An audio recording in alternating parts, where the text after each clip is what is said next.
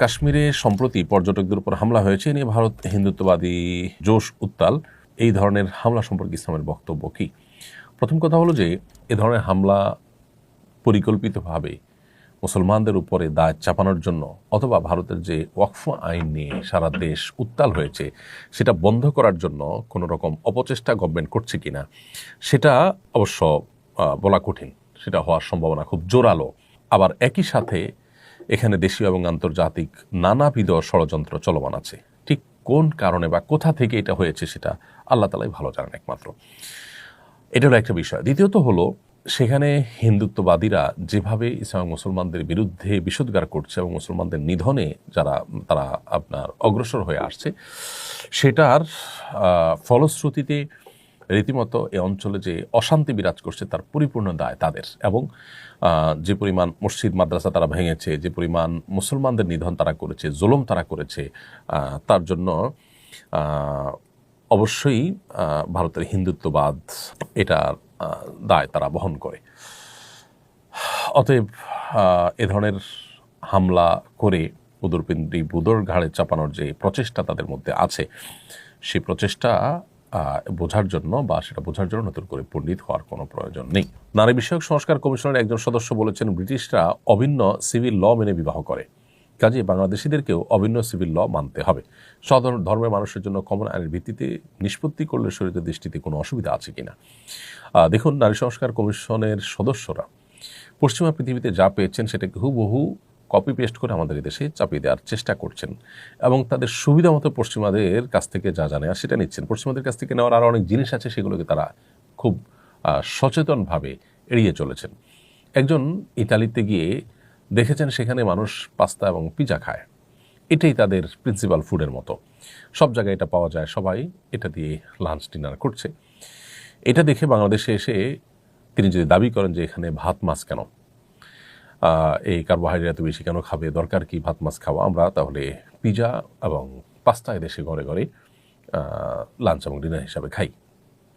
এই যে বিষয়টা, এটা যেরকম হাস্যকর, ঠিক একইভাবে পশ্চিমাদের যা দেখলাম তাদের সব কিছুকে অন্ধের মতো এদেশে এনে সেটাকে বাস্তবায়ন করার চেষ্টাটা একইভাবে হাস্যকর।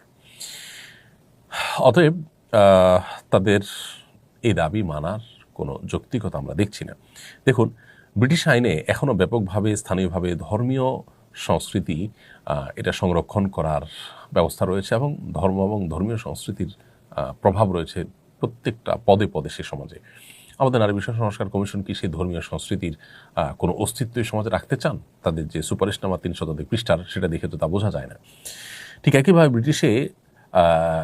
ব্রিটিশ সংসদের চার্চের প্রতিনিধিদের জন্য 30টার মতো সংরক্ষিত আসন আছে। বাংলাদেশে মসজিদের প্রতিনিধিদের জন্য কয়টা আসন সংরক্ষিত রাখার কথা বলবেন তারা? ব্রিটিশ রাজাদের প্রোটেস্ট্যান্ট যারা হয়ে থাকে তারা খ্রিস্টান হওয়া জরুরি এবং স্থানীয় চার্চকে রক্ষা করবেন এই মর্মে রাজাকে শপথ করতে হয়। আমাদের দেশে যারা যখন ক্ষমতায় আসবেন তারা কি মসজিদ সংরক্ষণ করবেন এই মর্মে তাদেরকে শপথ করতে হয়? নারীবাদীরা ব্রিটেনের এই সমস্ত দিকগুলো বাংলাদেশে চান না, তারা তাদের সুবিধা মতো দিকগুলোকে বাস্তবায়ন করতে চান। তারা যে সমাজের গণশত্রু সেটা বোঝার জন্য পণ্ডিত হওয়ার কোনো প্রয়োজন নেই। এরপর প্রশ্ন হলো, আমার পরিচিত একজন সমকামে আসক্ত, সে পুরুষ হওয়া সত্ত্বেও নিজেকে প্রকাশ্যে মহিলা বলে দাবি করে এবং এটাই সে বিশ্বাস করে। আল্লাহ সৃষ্টিকে অস্বীকার করার মাধ্যমে সে কি কাফের হয়ে গেছে? সন্দিগ্ধভাবে এটা গর্হিত বিষয়। ব্যক্তি বিশেষ কাফের হয়েছে কি হয় নাই তার এক্সাক্ট অবস্থাটা কি সেটা আসলে আরেকটু দেখে শুনে তার সম্পর্কে হয়তো মন্তব্য করতে হবে। তবে সন্দেহাতীতভাবে এটি হারাম এবং গর্হিত কথা এবং তিনি ভয়াবহ গুনাহে লিপ্ত এবং এটা আল্লাহর বিধান নিষিদ্ধ থাকার জানার পরও তিনি যদি মনে করেন যে এটা মানা দরকার না, তাহলে তো তার ঈমান থাকার কোনো প্রশ্ন ওঠে না। এরকম ব্যক্তিকে কাউন্সিলিং করা দরকার এবং তার মানসিক চিকিৎসা প্রয়োজন। এ ধরনের মানুষকে কাউন্সিলিং করলে, মানসিক চিকিৎসা করলে এবং বিভিন্ন চিকিৎসা করলে তাদের সুস্থ হওয়া পথ সুগম হতে পারে। পটুয়াখালীতে দাখিল পরীক্ষার কেন্দ্রে হিজাব না খোলায় 4 ছাত্রী পরীক্ষার খাতা নির্ধারিত সময়ের আগে নিয়ে যাওয়ার অভিযোগ উঠেছে। 23 এপ্রিল দুপুরে বাউফল উপজেলার সালেহিয়া ফাজিল মাদ্রাসার কেন্দ্রে হাদিস বিষয়ের পরীক্ষা চলাকালে এই ঘটনা ঘটে। এ ধরনের ঘটনা প্রতিরোধে আমাদের করণীয় কি? দেখুন, প্রথমত এ ধরনের ঘটনা খুবই অনাকাঙ্ক্ষিত, খুবই অনভিপ্রেত, খুবই দুঃখজনক। এ ধরনের ঘটনার সাথে যারা জড়িত তাদেরকে দ্রুত তদন্তের মাধ্যমে বিচারের আওতায় আনতে হবে।